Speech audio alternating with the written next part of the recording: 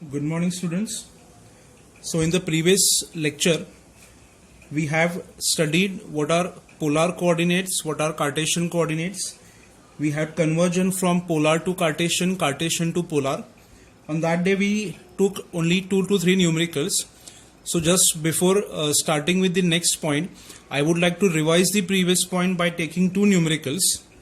The first numerical says, if I have a point px comma y and the point is 1 upon root 2 comma minus 1 upon root 2, तो हमें क्या करना है, ये जो दिया हुआ कार्टेशियन कोऑर्डिनेट है उसका कन्वर्जन मुझे करना है पोलर फॉर्म में. That is I have to find the values of r and theta.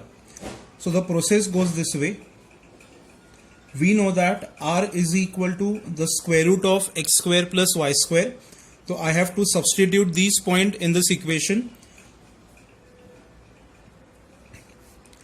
1 upon root 2 का स्क्वायर आएगा हाफ, माइनस 1 अपॉन रूट 2 का स्क्वायर आएगा half.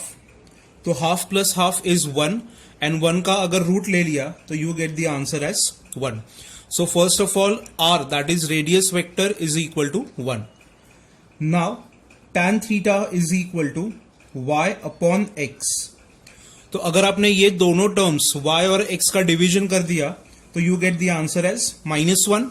Because the both functions are same तो इनका डिवीजन आ जाएगा 1 and since we have a minus sign over here it is -1. अभी हम लोग को सिर्फ क्या करना है, यहां पे ऐसा एक एंगल निकालना है जिसके लिए tan फंक्शन नेगेटिव है, but we have to also make sure that the point in the quadrant is satisfied. So x positive है, y नेगेटिव है, तो this is a fourth quadrant angle. तो how do we start?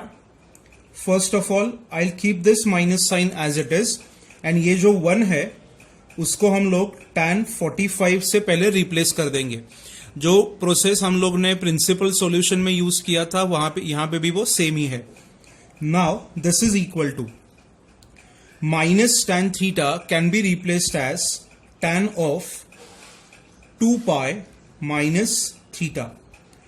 Why did we use 2 pi minus theta? Plus minus quadrant number 4, तो fourth quadrant का angle आना चाहिए. tan theta second quadrant में भी नेगेटिव है.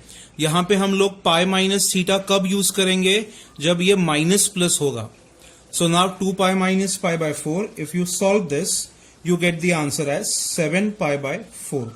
सो theta is equal to 7 pi by 4 radians. तो now you can complete the question. Therefore r comma theta is equal to 1 comma 7 pi by 4 radians. So this is the conversion of Cartesian coordinate to the polar coordinate. समझ में आ गया? It is very simple. Now round the way हम लोग यही numerical use करेंगे so that we can confirm that ये Cartesian ये polar को मैच करता है और ये polar form ये Cartesian को मैच करेगा. So अभी अगर मुझे क्वेश्चन दिया है if this is the polar coordinate then find the Cartesian form, तो हम लोग इसको कंपेयर करेंगे r कॉमा थीटा से. तो अभी हमें फॉर्मूला पता है x is equal to r cos theta. तो we can put r as 1, theta is equal to 7 pi by 4. अभी 7 पाई बाय 4 ये जो एंगल है वो फोर्थ क्वाड्रेंट का है. अगर आपको डायरेक्टली नहीं पता है तो आप इसका कन्वर्जन डिग्रीज में कर सकते हो. 7 pi by 4 is equal to 315 degrees. I'll just write it for your information. तो अभी हमको अगर cos 315 की वैल्यू निकालनी है तो मैंने आपको क्या टेक्निक बताई थी, ये एंगल कौन से एक्यूट एंगल का मल्टीपल है वो आपको ढूंढ के निकालना है. अभी हमारे पास एक्यूट एंगल सिर्फ 3 ही है. First one is 30, second one is 45, third one is 60. तो 315 is obviously a multiple of 45. तो हमें यहां पे cos 45 की वैल्यू लिखनी है which is 1 by root 2 and multiplied by 1 is the same number. So we got x is equal to 1 upon root 2. And if you can see हमें यहां पे प्रीवियस न्यूमेरिकल में भी x की वैल्यू 1 बाय रूट 2 ही मिली थी. Similar to that y is equal to r sine theta. तो 1 multiplied by sine 7 pi by 4. अभी साइन 7 पाई बाय 4 मतलब sign 315. 315 is a multiple of 45, तो we have to write 1 upon root 2 because sin 45 की value भी same as cos 45 रहती है. But fourth quadrant में sine function ये नेगेटिव रहता है, तो I have to give a minus sign.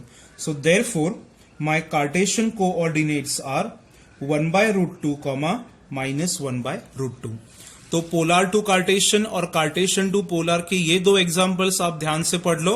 You can find the rest of the numericals and generally this is asked in MCQs. CET paper में ये पूछा जाता है. Now in the next part we have to study the solutions of triangles. This is the second half of the chapter and it is considered to be the most important point because ये part में हमारे को total 15 to 20 new formulas हैं. 3 derivations हैं जो अभी तक till date हमारे बोर्ड के पेपर्स में बहुत बार पूछे गए हैं and we have to solve the numericals which are based on the entire part. So in today's lecture I am going to give you that 2 theorems जो हम लोग को प्रैक्टिस करने हैं. We have to write it for more and more time so that अगर paper में वो numerical वो थ्योरम्स आए तो you can write it very easily. You will find no difficulties in that.